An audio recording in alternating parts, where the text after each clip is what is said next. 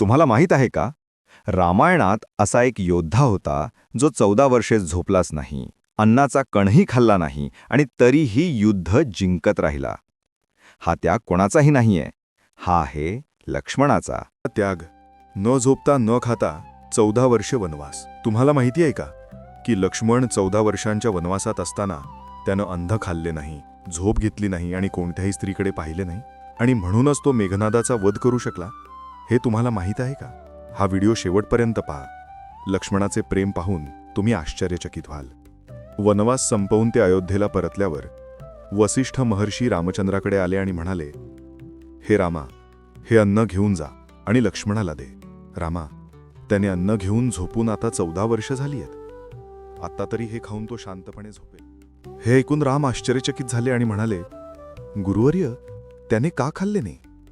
मी रोज माझ्या हातांनी एका पात्रात अन्न देऊन मग मी आणि सीता जेवण करायचो. वसिष्ठ म्हणाले, तुला अनेक गोष्टी माहीत नाहीत रामा. तुझ्या भावानं तुझ्यासाठी खूप त्याग केलाय. एकदा जाऊन त्याच्याशी बोल. मग राम लक्ष्मणाकडे जाऊन विचारतात. लक्ष्मणाने नमस्कार करून सांगितलं, होय दादा, हे खरं आहे. मी वनवासात असताना झोपलो नाही आणि अन्नाचा एक कणही स्वीकारला नाही. लक्ष्मणा, न झोपता तू कसा राहिलास?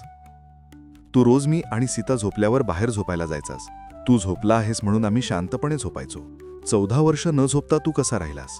असे विचारताच लक्ष्मण म्हणाला, दादा, मी झोपलो असतो तर तुमचं रक्षण कोणी केलं असतं? मी रोज बाहेर उभे राहून तुम्हाला संरक्षण देत होतो. पण एकदा मला झोप येऊ लागली असे वाटले.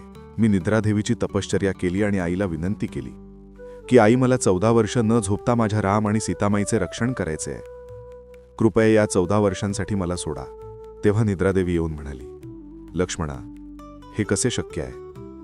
मानवाला झोप खूप आवश्यक आहे. ती नसेल तर मृत्यूही त्यांच्याजवळ येतो. पण तू महान कार्यासाठी विचारत आहेस, म्हणून मी एक अट घालते. जर तुझ्या झोपेचा भार दुसऱ्या कोणी उचलला तर मी या 14 वर्षांसाठी तुझ्याजवळ येणार नाही. लक्ष्मणाने नमस्कार करून विनंती केली, आई, माझी पत्नी उर्मिला देवीला माझी झोप द्या. तिला मी हे का करत आहे हे सांगा. माझी पत्नी नक्कीच मान्य करेल. निद्रादेवी उर्मिला देवीकडे गेली आणि तिला सर्व सांगितलं. तेव्हा ती हसून आनंदाने म्हणाली, ठीक आहे, मला द्या. आणि तिने मान्य केले. उर्मिला देवी, मी काय सांगत आहे ते कळत आहे का? तू 14 वर्ष फक्त झोपून राहशील, अजिबात उठणार नाहीस. असे कितीही सांगितलं तरी न ऐकता मला माझ्या पतीची जबाबदारी माहीत आहे, मी सहमत आहे, मला झोप द्या, असे म्हणून तिने नमस्कार केला. ठीक आहे, म्हणून निद्रादेवीने उर्मिला देवीला 14 वर्षांची झोप दिली. लक्ष्मण म्हणाला, दादा, म्हणूनच मी वनवासात अजिबात झोपलो नाही. मी चुकून झोपलो असतो आणि कोणी तुमच्यावर हल्ला केला असता तर काय? त्यावेळी मी झोपलो असतो तर कसे झाले असते? म्हणूनच मी झोपलो नाही. हे सर्व माझ्या पत्नीमुळे शक्य झाले. राम म्हणाले, आहा, किती महान आहे तुमचे दोघांचे प्रेम लक्ष्मणा. पण लक्ष्मणा, तू 14 वर्षात न खाता कसा राहिलास? तू न झोपता जागा होतास. जागरण केल्याने खूप भूक लागते. मला आठवते, मी रोज एका पात्रात अन्न ठेवून त्याआधी तुला देत होतो आणि मग मी आणि सीता जेवण करायचो. तू अन्न फेकून दिलेस असेही मी कधी पाहिले नाही. हे कसे झाले लक्ष्मणा? लक्ष्मण म्हणाला, होय दादा, तुम्ही रोज भोजन देत होतात. तुम्ही अन्न दिल्यावर मी माझ्या शक्तीचा उपयोग करून ते अन्न अयोध्येला पाठवून द्यायचो. मी अन्न कधीच वाया घालवले नाही, कारण अन्न हे परब्रह्माचे स्वरूप आहे. चला, मी तुम्हाला दाखवतो. दोघेही त्या ठिकाणी गेले. तिथे गेल्यावर ते दृश्य पाहून राम आश्चर्यचकित झाले. 14 वर्षाचे ते सर्व अन्न तिथे तसेच ठेवलेले होते. रामाने हनुमानाला बोलवले आणि म्हणाले, हे हनुमाना, हे सर्व अन्न आपल्या राजवाड्यात घेऊन ये. हनुमानाने खूप प्रयत्न केले, पण तो तेवढे अन्न उचलू शकला नाही. तेव्हा लक्ष्मणाने आपला बाण चालवून शक्तीचा उपयोग करून ते सर्व अन्न राजवाड्यात आणले. मग राम आणि हनुमान यांनी ती पात्रे व्यवस्थित मोजली आणि राम म्हणाले, लक्ष्मणा, इथे 14 वर्षातल्या 7 दिवसांचे भोजन नाही. तू 7 दिवस तरी खाल्लेस का? लक्ष्मण म्हणाला, नाही दादा. पहिला दिवस आपल्या वडिलांचा दशरथ महाराजांचा मृत्यू झाला, त्या दिवशी आम्ही उपवास केला. दुसरा दिवस रावणाने सीतामाईचे हरण केले, तेव्हा तिला शोधताना त्या दिवशी आम्ही दोघांनी अन्न स्वीकारले नाही. तिसरा दिवस युद्धात महिरावणाने आपल्याला मूर्छित करून पाताळ लोकात नेले, त्या दिवशी आम्ही काही खाल्ले नाही. चौथा दिवस मेघनादाने माझ्यावर नाकपाश सोडला, तेव्हा मी रात्रभर शुद्धीत नव्हतो, त्या दिवशी मी खाल्ले नाही. 5वा दिवस संजीवनीने मला जिवंत केले, त्याच दिवशी मी इंद्रजिताशी दिवसभर युद्ध करून त्याला मारले, त्या दिवशीही खाल्ले नाही. 6वा दिवस रावणाला मारले, त्या दिवशी आनंद आणि दुःखामुळे काही खाल्ले नाही. 7वा दिवस रावण मेल्यावर लंकेतील सर्व लोक रडत असलेले पाहून दुःखाने आम्ही अन्न स्वीकारले नाही. दादा, मी जर भोजन स्वीकारले आणि झोपलो असतो तर तुमचे रक्षण कोणी केले असते? मी चुकून भोजन करत असताना एखाद्या राक्षसाने हल्ला केला असता तर काय? त्यावेळी मी झोपलो असतो तर कसे झाले असते?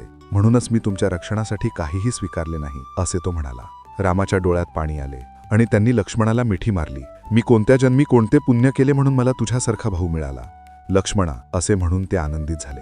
पण या प्रेमामागेही विष्णूची माया दडली आहे, ती मी तुम्हाला सांगतो. मेघनाद हा रावणाचा पुत्र होता. रामानंतर रामा एवढाच शक्तिशाली हा मेघनाद होता. एवढा शक्तिशाली असूनही त्याला अजून तृप्ती मिळाली नाही, म्हणून त्याने निकुंबिला देवीची तपश्चर्या करून एक वरदान प्राप्त केले. हे वरदान ऐकून सर्व देव घाबरले. मेघनादाने वर मागितला, जो 12 वर्ष वनवासात राहील, जो 12 वर्ष अन्न स्वीकारणार नाही, आणि सर्वात महत्त्वाचे म्हणजे जो 12 वर्ष कोणत्याही स्त्रीकडे पाहणार नाही, त्याच्या हातूनच माझा वध होईल. सर्व देव घाबरले की असे गुण असलेला मनुष्य कोणी असू शकेल का? पण विष्णूंना मात्र माहीत होते की असा त्याग फक्त माझा शेषनागच करू शकतो, आणि तो शेषनागाचा अवतार म्हणजे हा लक्ष्मण होता. लक्ष्मणाने न खाता न झोपता तसेच वनवास सुरू झाल्यापासून कोणत्याही स्त्रीचे तोंड पाहिले नाही. तो नेहमी सीतादेवीच्या पायांकडे पाहूनच बोलत असे. म्हणूनच लक्ष्मणाने कठोर युद्ध करून मेघनागाचा वध केला. किती महान आहे आपला लक्ष्मण! असा भाऊ प्रत्येकाला मिळावा. जर तुम्हाला व्हिडिओ आवडला असेल तर सबस्क्राईब करा आणि जय लक्ष्मण, जय श्रीराम अशी कमेंट करा.